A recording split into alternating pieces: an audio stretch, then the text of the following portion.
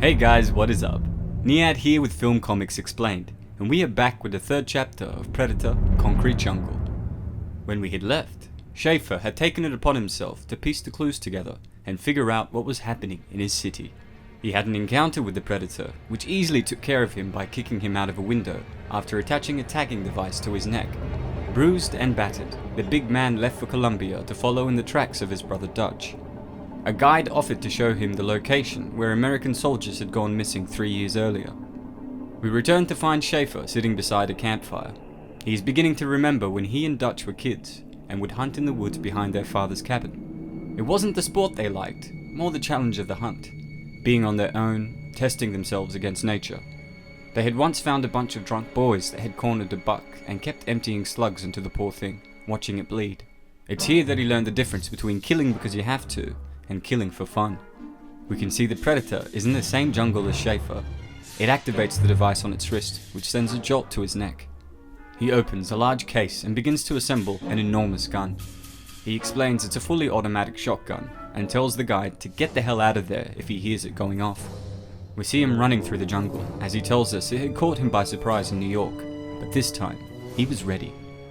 He surmises that it's hoping for some kind of duel to test their will. He yells out that the Predator can kiss his ass, only to hear the sound of a laser projecting towards him. He jumps, in time to miss it, and we can see that the force of the laser has ripped the tree in half. Schaefer then says, "Cute, so much for mano a mano." It fires another laser at him, and we can see he is pissed off, saying, "Okay, that's 2. He then gets up and says, "My turn," and fires the shotgun into the direction that the lasers had come from. Reminiscent to that scene in the first Predator movie, with the entire team firing into the jungle, tearing the fauna down. He couldn't tell if he hit it, but had decided to take the battle to the Predator, which was a wrong idea, as we see him get knocked to the ground by the invisible hunter. The jungle air started to shimmer like heat waves over the desert, and suddenly, he understood how it could move through New York so easily. He looks up at the giant bearing down on him, and tells us that something bright was dripping from its arm, like liquid neon, which meant that he must have hit something. He pulls out his knife and tells us that if it could bleed, it could die. The Predator is about to finish him off, and we see Schaefer stabbing it in the gut as he tells us this was for Dutch. The Predator yelps and kicks him away. He begins to run and explains that he wanted to get back to the horses while it was distracted and get enough firepower to bury it. He reaches a cliff and stops, only to have the Predator grab him by the head. It then lifts him up with both hands and flings him into a nearby tree. We see its blades come out and it begins to walk towards him. Schaefer takes this opportunity to say that it should tell its hairdresser that dreadlocks have been out for years. It grabs his face and we see him pulling out a salt shaker from the bar and opening it into the Predator's eyes. We see it scream and take a few steps back. Schaefer picks up a huge branch and says, "Big tough guy, huh?"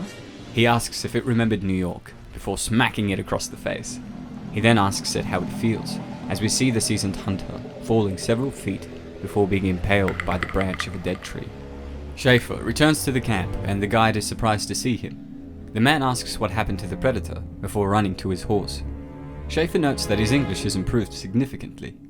The guide then grabs his radio and tells the person on the other side to get him to CO now.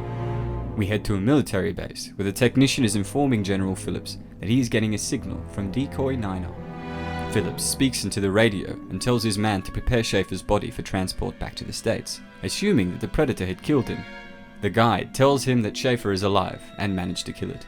The general then tells the technicians to radio Washington and scramble everything they have.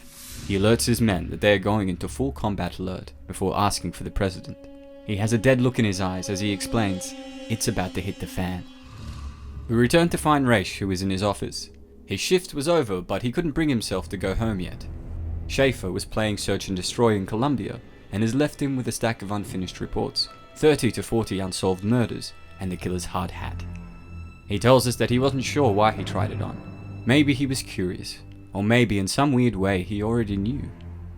As he looks through the helmet, we can see him say, "Oh my God."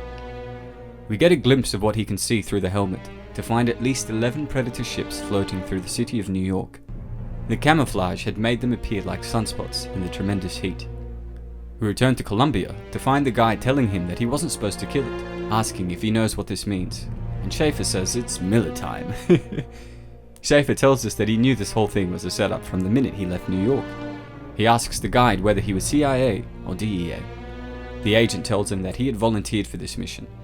Schaefer then asks if his brother was also one of their volunteers. The agent tells him that they don't like it any more than him, but need to do what they have to. He points his rifle at him and tells him that they have 6 hours to make the general's rendezvous before asking him to pass his holster. Schaefer informs him that he is starting to get on his nerves, insisting that the thing is dead. The agent then tells him that he doesn't have a clue before ordering him to move. After an hour or so, the guide is shot in the chest and falls off his horse. Schaefer then jumps for cover as he informs us, judging by the shots, he was able to count at least 4 shooters within 30 yards of the trail. That they were packing guns and none of that laser crap was a small consolation.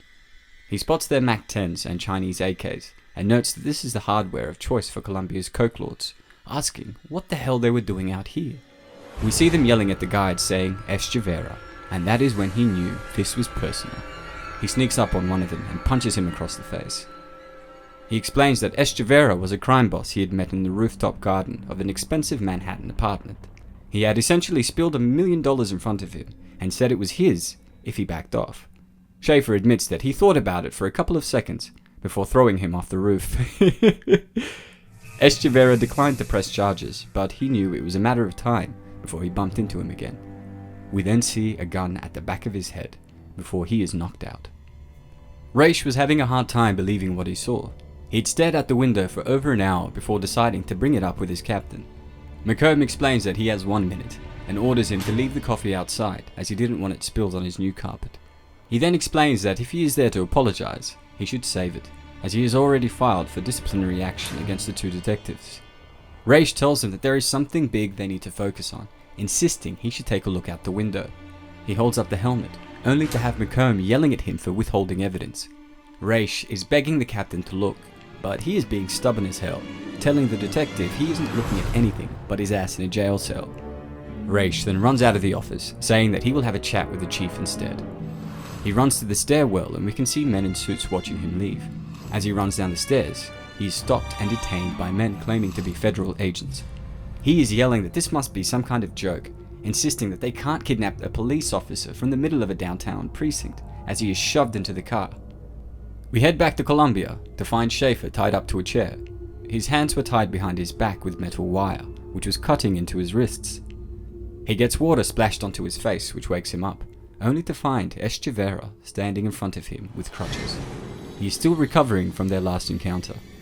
He asks if Schaefer is sorry for what he did, and he replies by saying that he is only sorry they didn't meet on a taller building. The boss tells him he's always had a great sense of humor, and was one of the things he would miss about him. He then exits the room. We see one of the men pulling out a mini saw. The man then grabs his head and says, "So little time, so much to do," and Schaefer responds with, "Yeah, I know the feeling," as he pushes him back with the chair. He pushes the man all the way against the wall before stabbing him with the sharp wires on his wrist, explaining that one of the drawbacks of using metal wire was that it cut both ways. He then uses the saw to break loose. He is having a lot of fun, but tells us that he doesn't have time for this. He kicks a door with the guard on the other side down, knocking him out and stealing his rifle in the process. He informs us that his only chance was to escape into the jungle. He hops outside to find the whole encampment waiting for him with their guns trained on him. It looks like the fight is practically over, but we then see a laser shoot one of the men in the watchtower, as Schaefer explains that the dead predator must have had friends who wanted to play. There are lasers flying everywhere, and the 100 or so men are being reduced to nothing. Schaefer points out that this wasn't play or sport anymore for the hunters. They were pissed. There is absolute chaos with explosions going off everywhere, as Schaefer tries to get to cover. Echeverria points at Schaefer, who is running into the jungle, and tells his men that Schaefer's people must have followed him there. He yells at his people to kill him, as an invisible figure appears in front of him before firing a laser into his head. Schaefer explains that in a way, Echeverria was right. He was followed into South America, but not just by his people. We see 5 predators appear at the camp who are mercilessly slaughtering all of the men. Their leader takes off his helmet and says, "Mother of God." And that is the end of Chapter 3, The Predator, Concrete Jungle. I really hope you guys are enjoying this one. Don't forget to let me know what you think in the comments below. If you enjoyed the video, don't forget to hit like and to subscribe to stay up to date on all my content. Alright guys, stay awesome. I'm Niat with Film Comics Explained. Thanks for stopping by.